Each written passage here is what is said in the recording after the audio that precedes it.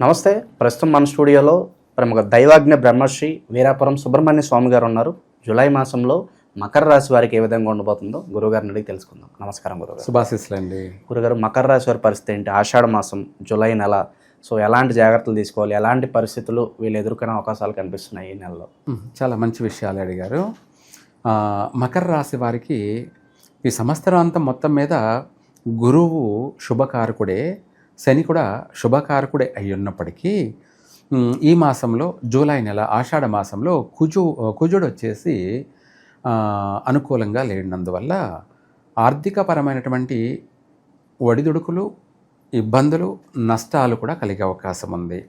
అందులోనూ ఆయన రోగపీడితుడు, రుణపీడితుడు, అంటే ఆర్థికపరమైనటువంటి సమస్యలు ఉన్నాయి, అలాగే ఆరోగ్యపరమైనటువంటి సమస్యలు కూడా ఉన్నాయి.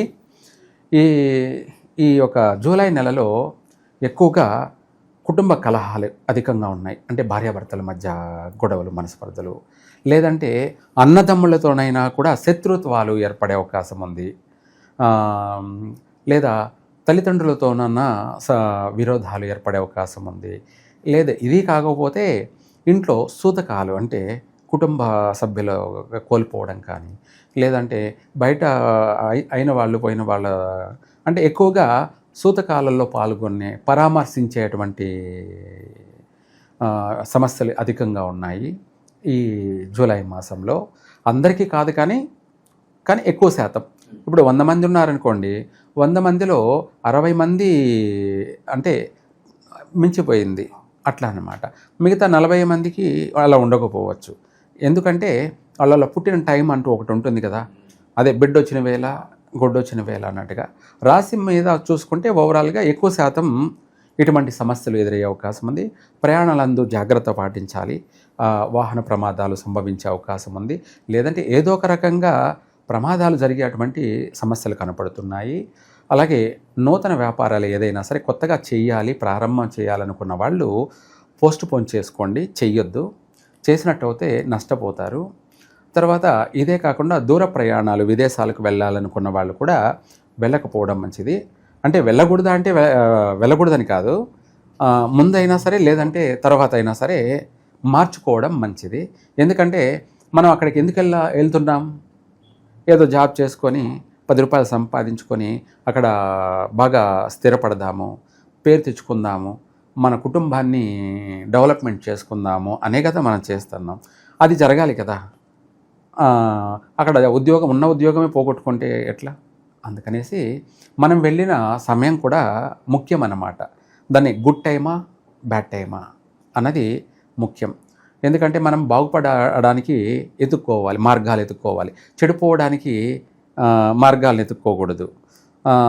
కాబట్టి ఏది ఏమైనా మనం బాగుండడం కోసం మనం ఎప్పుడు ఏం చేయాలో అది చేసుకోవడం, అది మనము దాన్ని అనుసరించడం. అంటే వాళ్ళకన్నా అవగాహన ఉండాలి, లేకపోతే ఒకరు చెప్పిందన్నా ఆచరించాలి.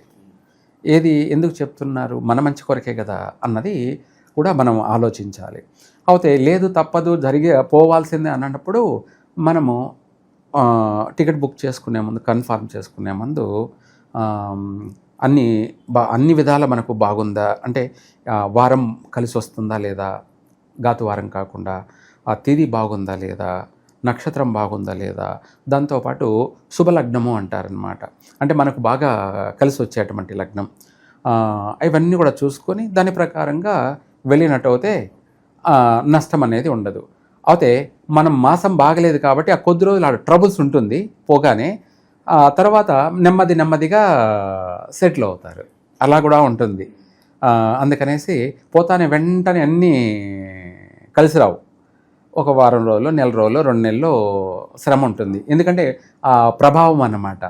ఆ తర్వాత సెటిల్ కావడం ఉంటుంది. ఇటువంటివన్నీ కూడా ఉంటాయి. అందుకనేసి జాగ్రత్తగా ఉండాలి. ఆరోగ్య విషయాల్లో కూడా చాలా జాగ్రత్తగానే ఉండాలి. ఏదైనా సమస్య వచ్చేప్పుడు ఆ సమస్యను వెంటనే పరిష్కారం చేసుకోవడం మంచిది. అది ఏమవుతుందిలే అంటే అది పెద్దగా మోపై కూర్చునే అవకాశం ఉంది. అంటే ఆపరేషన్లు జరిగేటువంటి సమస్యలు కూడా తీసుకెళ్లే అవకాశం ఉంది. అందుకనేసి ఆరోగ్యపరంగా జాగ్రత్త పాటించండి. అలాగే కొత్త వ్యక్తులను నమ్మద్దు. ఎవరినైనా నమ్మి ఏదైనా ఇచ్చారంటే తిరిగి రావు, మోసపోయే అవకాశం ఉంది. ఇలాంటివి సమస్యలు ఎదురయ్యే అవకాశం ఉంది. అలాగే పెళ్లి చూపులు, వివాహ చూపులు కూడా మనం ఎంగేజ్మెంట్ చేసుకోవడం కానీ, నిశ్చితాంబూలాలు కానీ ఇటువంటివి కూడా చేయొద్దు, కలిసి రావు. అలాగే కొత్తగా ప్రారంభం చేస్తున్న వాళ్ళు చేయకపోవడం మంచిది. ఈ నెలలో శ్రావణ మాసంలో ప్రారంభం చేసుకుంటే బాగుంటుంది. ఇలాంటి విషయాల్లో అన్నిట్లో కూడా సంతాన విషయంలో కూడా చాలా జాగ్రత్తగా ఉండాలి. ప్రతిదీ మనం బాగుండడం కోసం ఏం చేయాలో అది చేసుకుంటూ వెళ్తే బాగుంటుంది. అలాగే మకర రాశి వాళ్ళకి, ఈ మకర రాశి వాళ్ళు వృశ్చిక రాశి వాళ్ళతోటి ఎటువంటి సత్సంబంధాలు పనికిరావు. మకర రాశి వాళ్ళు వృశ్చిక రాశి వాళ్ళకి నమ్మి, అంటే వృశ్చిక రాశి వాళ్ళని నమ్మి ఏదైనా ఒక పని అప్పగించడం కానీ, లేదంటే వాళ్ళకి డబ్బు ఇచ్చా కానీ, లేదంటే వాళ్ళని పార్ట్నర్షిప్గా చేసుకున్నా కానీ, లేదంటే జీవిత భాగస్వామిగా చేసుకున్నా కానీ, ఏదైనా సరే మకర రాశి వాళ్ళకే నష్టం జరుగుతుంది. ముళ్ళు పోయి ఆకు మీద పడ్డా, ఆకు పోయి ముళ్ళు మీద పడ్డా దేనికి నష్టం అంటే ఆకే నష్టం అన్నట్టుగా, వాళ్ళు వచ్చి వీళ్ళతో కలిసినా, వీళ్ళు పోయి వాళ్ళతో కలిసినా వృశ్చిక రాశి వాళ్ళ వల్ల వీళ్లకు అన్ని విధాల నష్టమే. ఎవరికి? మకర రాశి వాళ్ళకి. కాబట్టి జాగ్రత్తగా ఉండడం మంచిది వాళ్ళతో. తర్వాత మాసాలలో వైశాఖ మాసం అంటే వెళ్ళిపోయిందనుకోండి, కానీ అలా కాకుండా ఇది ఎప్పటికీ జీవితాంతం ఉపయోగపడే వీడియోలు అన్నమాట. ఈ మాసమే అని కాకుండా జీవితాంతం కూడా అందరికీ ఉపయోగపడే అటువంటి మళ్ళీ గుర్తు చేసుకోవడానికి, రిపీట్ చేసుకోవడానికి కూడా ఉపయోగపడుతుంటాయి. అయితే ఈ మకర రాశి వాళ్ళు ప్రతి వైశాఖ మాసంలో ముఖ్యమైనటువంటి పనులు చేయరాదు. చేసినట్టయితే నష్టపోతారు. వ్యాపారం చేశారనుకోండి, ఆ వ్యాపారం మధ్యలోనే తీసేయాల్సింది వస్తుంది. లేదంటే ఆ వ్యాపారం బాగా హైప్ బిజినెస్ జరగకపోగా నత్తనడకన సాగడము, ఇలాంటివి అనేకమైన నష్టాలు కలిగే అవకాశం ఉంది. అందుకనేసి అది చేయకపోవడం మంచిది. అంటే జీవితాంతం కాదు, వేరే మాసాల్లో చేసుకోవచ్చు, ఒక వైశాఖ మాసంలోనే చేయకూడదు. ఇప్పుడు ఒక కారు తెచ్చుకుందాం కొన్నాము వైశాఖ మాసంలో, అది మన దగ్గర ఉండదు, అది మళ్ళీ అమ్ముకోవాల్సింది వస్తుంది, లేదా తాకట్టు పెట్టుకోవాల్సింది వస్తుంది. అది కాకపోతే అవి ఏం చేయలేదనుకోండి, తరచు ఇవి దానివల్ల కలిసి రాక ఏదో ఒకటి దెబ్బలు తగులుతూ ఉండడం, ప్రమాదాలు జరుగుతూ ఉండడం, దానికి తరచు రిపేర్లు చేస్తూ ఉండడం, ఇట్లా ఆ బండి వల్ల మనము దాని ఈఎంఐ కట్టడమేమో కానీ దానికి డబలు దీనికి ఖర్చు పెడుతూ వస్తూ ఉండాలి. దేనికి? కార్కి. అట్లా మనకు తడిసి మోపడంత అవుతుంది. దీన్ని ఒక 10 లక్షలు పెట్టుకున్నామంటే అంతకు 10 అంతలు నష్టాన్ని కలగచేసేస్తుంది. అది కలిసి రాదన్నమాట. మనం కారు కొన్నామంటే మనకు బాగుపడకపోయినా పర్వాలేదు, కానీ నష్టం లేకుండా మనకు ప్రశాంతంగా సాగిపోతుంది ఆ జీవితం అంటే అది కలిసి వచ్చినటువంటి వాహనం అని అర్థం. ఇంకా బాగా కలిసి వచ్చిందంటే ఇంకా దానికంటే పెద్ద కారు కొనే స్థాయి కన్నా వెదగాలి, లేదంటే ఇల్లు కొనేటువంటి స్థాయి కన్నా వెదగాలి. అప్పుడు ఏమనిపిస్తుందంటే నాకు ఈ కారు కొన్న తర్వాత బాగా కలిసి వచ్చింది అంటే ప్రతి విషయం కూడా అంతే.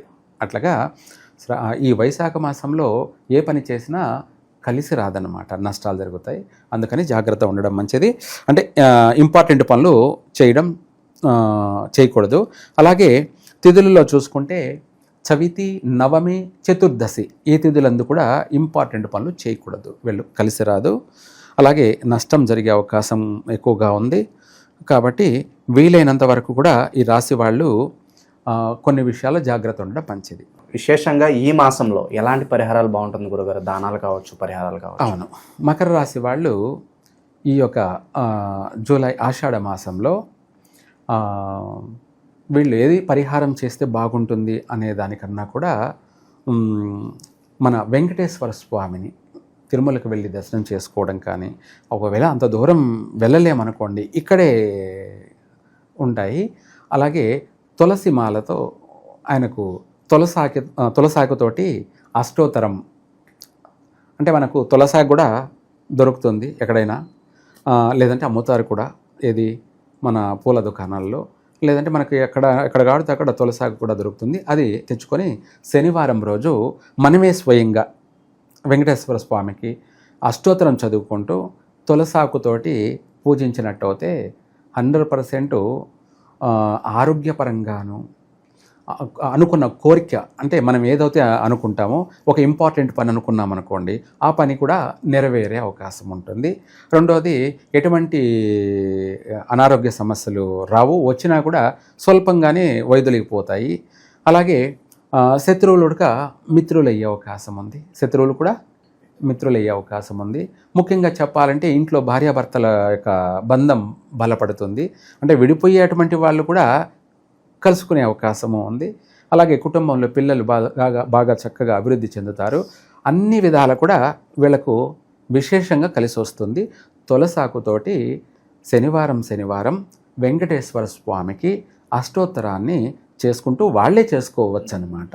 కలిసి వస్తుంది. ఓకే, ఓవరాల్గా జూలై మాసంలో మకర రాశి వాళ్ళందరికీ కూడా ఏ విధంగా ఉండబోతుందో చాలా బాగా వివరించారు గురుగారు. ధన్యవాదాలు గురుగారు. సర్వే జన సుఖినో భవంతు.